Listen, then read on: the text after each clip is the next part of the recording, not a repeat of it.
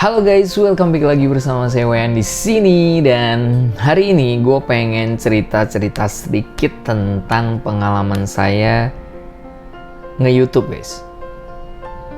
Jadi selama ini gue itu nge-YouTube itu, gue mulainya ya, kita cerita dulu dari gue mulainya nge-YouTube itu dari 2019. Dan akun pertama yang gue buat itu di 2011. Akun YouTube yang pertama gue buat itu di 2011. Tapi itu cuma ada satu video doang, itu gue ngevlog di Menara dan upload gitu doang.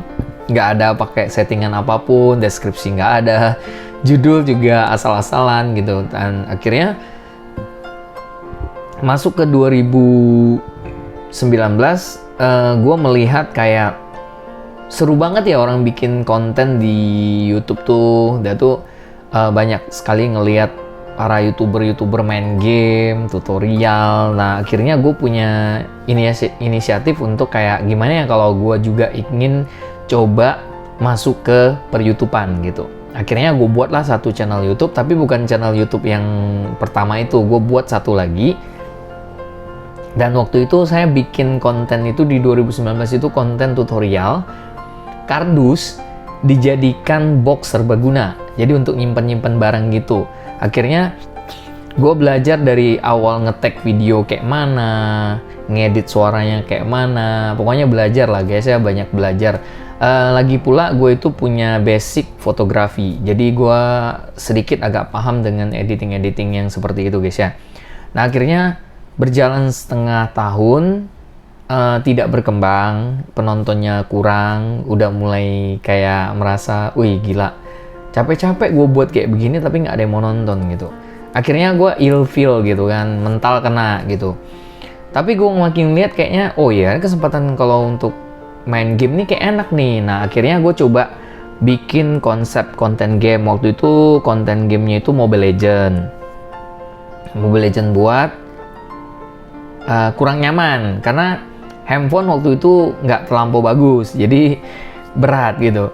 Akhirnya masuk ke PUBG agak ringan. PUBG main oke, aman gitu, bagus gitu kan. Berjalan sekitar setengah tahun lagi itu naik guys, tiba-tiba naik, makin naik. Gue cuman butuh waktu 2 bulan bisa monetisasi channel gue. 2 bulan ke depan itu udah langsung tembus 30.000 sub ya. Oke, jadi dari situ gue udah mulai banyak belajar nih. Gue udah belajar SEO, gue udah belajar settingan video, gue udah belajar bikin thumbnail, gue udah belajar semua tentang YouTube, gue sudah belajar. Jadi dari pengalaman gue sampai sekarang ini itu udah hampir ya 4 tahun 5 tahunan lah gitu guys ya. Gue berkarir di YouTube, dan banyak sudah yang pernah gue lalui, dari konten, dari teguran, dari channel gue kena hapus. Gue punya channel kena hapus guys, yang pertama yang gue bangun dari tutorial sampai ke PUBG itu dihapus ya. Masalahnya cuman masalah copyright kalau nggak salah waktu itu. Oke, nggak sampai di situ gue nggak nyerah.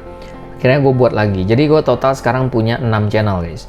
Cuman 3 channel doang yang sekarang gue majuin karena lagi bagusnya. Lagian gue juga nggak bisa ngurus sampai 6 channel itu. Channel-channel lain itu bukan gue matiin, tapi masih gue masukin konten, tapi kadang 1 bulan satu minggu kadang gitu.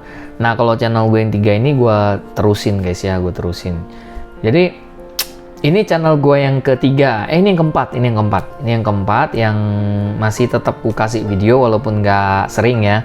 Kalian bisa lihat tuh konten gue kadang 3 hari 4 hari baru muncul satu, karena gue ngurusin channel yang lain. Channel yang utama itu ada 236.000 subscriber, yang satunya lagi 113 subscriber, yang satunya lagi 55.000 subscriber. Jadi 3 channel itu gue jalanin bareng-bareng. Itu konsepnya tentang game ya guys ya. Dan ini gue buat khusus untuk bagi-bagi pengalaman ke para YouTuber yang mulai memasuki YouTube, yang pengen berkarir, yang pengen dapat penghasilan di YouTube. Ya semoga aja video ini sampai di beranda kalian dan bisa memberikan efek positif lah ya. Oke, jadi kalau untuk buat YouTuber pemula, saran saya sebagai pengalaman saya selama di YouTube, kalian harus wajib mempelajari SEO. Itu harus banget. Walaupun kalian dengar dari video manapun, atau mungkin ada YouTuber lain yang bilang SEO sekarang udah nggak penting. Salah. YouTube itu punya metadata, guys. Mereka menjalankan bot untuk mengecek dan mengerjakan semua yang nggak bisa dikerjakan manusia secara online 24 jam. Jadi makanya gunanya bot ini yang akan mengarahkan video kita setiap kali kita upload itu kategorinya akan dikategorikan kemana, kelompokkan kemana, penonton kemana gitu. Itu gunanya SEO. Kalau nggak ada SEO, bot ini bingung. Bot ini akan bingung bagaimana akan mereka bawa konten kalian ke beberapa source. Tapi ini ada pengecualiannya. Orang yang mengatakan tidak perlu SEO itu adalah di mana dia sudah naik, penontonnya udah rame, subnya udah rame. Dia tanpa SEO aja pun tetap kena juga. Karena apa? Dia sudah dapat tempat. Channelnya sudah ada lokasi, pengelompokannya udah ada. Jadi dia nggak perlu lagi terlampau mempedulikan SEO itu. Tapi untuk YouTuber pemula itu tidak boleh diabaikan. Tidak boleh, itu pantang banget untuk kalau diabaikan.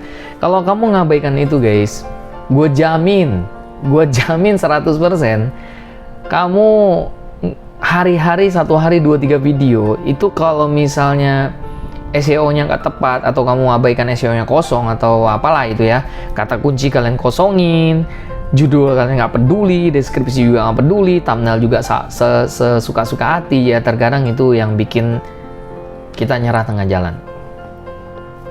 Dari 1000 paling itu cuma ada 2 atau 5 lah yang di awal mulai tanpa SEO, tapi di belakang sana dia ada dapat bantuan support dari channel lain.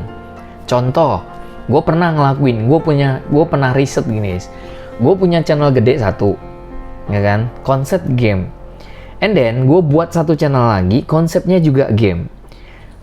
Ini gue upload tanpa SEO, tanpa kata kunci dan lain-lainnya. Cuman kalau untuk thumbnail, judul itu gue buat semua sesuai dengan aturan. And then setiap kali upload di sini gue minta bantu di channel gede gue. Gue share di bar komunitasnya. Setiap kali gue live streaming atau konten, gue kasih tahu bahwa gue punya channel satu lagi. Silahkan dibantu subscribe. Easy, naiknya gampang banget. Penonton dapet, subscribe dapet.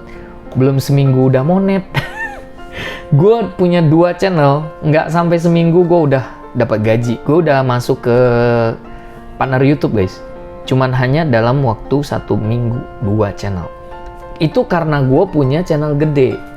Nah itu yang dilakukan sama YouTuber kecil. Mereka itu sering kayak model membayar joki atau membayar jasa untuk mempromosikan di bar komunitas ataupun di setiap video orang dibayar. Sebenarnya itu nggak salah. Tapi jangan salah pilih channel yang akan kita minta bantu promosi, jangan salah pilih konsep. Misalnya kalian konsep game, kalian minta bantu channel yang konsepnya itu vlog, nggak cocok, nggak cocok. Jadi kalau misalnya kalian itu konsepnya game, mintalah YouTuber yang memang konsep game juga. Jadi nggak terlampau jauh guys ya, nggak terlampau jauh kali kalian dapat penonton yang memang satu minat gitu loh. Nah jadi buat teman-teman yang mau pakai cara cepat, yaitu beli subscriber, beli view, terus juga kayak minta YouTuber lain untuk mempromosikan, itu saran saya sih jangan dilakukan ya guys ya, jangan dilakukan karena itu susah banget untuk memajukan channel kita. Pertama, kalau kalian pakai bot, gue udah pernah coba. Bot gue juga udah pernah coba. Bot live aku juga pernah coba. Subscriber aku juga pernah coba, ya kan. Cuman kalau misalnya kalian cuman hanya mengandalkan subscriber, pola bot view sama pola beli sub itu nggak worth it kalau kalian tidak barengin dengan usaha yang kuat. Contoh, kalian sudah beli sub, kalian sudah beli bot, tapi kalian tidak berusaha untuk memperbaiki konsep dari konten kalian. Kalian tidak berusaha untuk upload dengan jadwal. Jadi kalau untuk YouTuber pemula itu tuh usahakan kalian nguploadnya itu tuh harus ada jadwal. Misalnya jadwalnya 1 hari 2 video. Berarti di pagi sampai siang ya, antara tenggang dari jam 9 sampai jam 3 itu harus ada 1 video yang kalian upload. Jadi kalian pilihlah rentan waktunya. Malam dari jam 5 sore sampai jam 12 malam itu harus kalian pilih salah 1 jam yang harus kalian upload. Jadi jaraknya itu tuh minimal 4-5 jam baru upload 1 video lagi. Jangan dibarengin deket-deket. Memang bagus, setiap hari upload sampai 3-4 video itu nggak apa-apa sebenarnya. Cuman terkadang kalau kita terlampau padat ya, data yang nanti akan naik ke rekomendasi itu tuh paling cuman 1 atau 2 video. Nanti 2 video yang lainnya itu tuh mungkin besok atau lusa gitu baru naik. Itu pun kalau misalnya dalam 1 jam pertama kalian upload penontonnya naik, itu mungkin baru bagus. Tapi kalau misalnya udah upload bagus nih yang pertama, sejam lagi atau 2 jam lagi kalian upload lagi, itu nggak dapat penonton. Justru itu yang akan menurunkan performance dari video kalian. Jadi mendingan dikit tapi melegit. Ada kok yang temen gua 1 minggu cuma 1 video, tapi pas 1 minggu ini dia nggak upload bam, 1 hari doang langsung ratusan ribu yang nonton. Karena orang menunggu guys, orang menunggu. Ini orang mau bikin apa lagi nih? Kapan nih uploadnya nih? Dia datang terus, nunggu terus gitu. Itu kalau misalnya kalian sudah membuat video yang disukai sama penontonmu ya. Tapi kalau kalian bikin yang kayak campur aduk atau kalian uploadnya sering-sering, orang jadi bosan. Jadi kalau bisa, jadi seorang content creator itu tuh buat video itu ya walau harus menghabiskan waktu 2 hari, tapi hasilnya harus bagus. Jadi sekali upload, yang nonton puas, kita pun nyaman cuy. Kita buatnya nyaman, kita jadinya semangat. Oh iya, gue buat kayak gini, perjuangan gue udah kayak keras banget, tapi pas gue upload, apresiasi dari penonton tuh luar biasa. Itu yang membuat kita itu semangat cuy. Jadi itu yang harus dilakukan seorang content creator. Ya, mereka harus mempedulikan apa yang disukai sama penonton.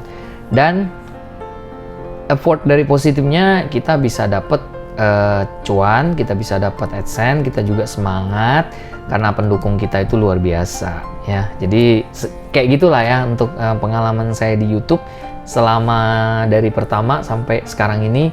Gue udah punya studio, gue udah punya segalanya. Yang awalnya gue cuman pakai handphone dan akhirnya gue bisa punya studio sendiri.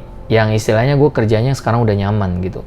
Mic dan lain-lainnya gue udah punya semua. Jadi ini adalah kerja keras, hasil dari kerja keras. Buat teman-teman, jangan pernah untuk menyerah. Kerja keras itu tidak akan mengkhianati hasil. Jadi mungkin ada baiknya teman-teman kalau misalnya stuck di satu konten, evaluasi lagi. Saya yakin sih, kalau kalian evaluasi, kalian akan bisa mendapatkan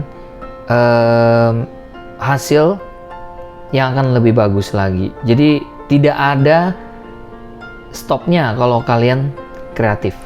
Saya Wenmon pamit, sampai jumpa lagi.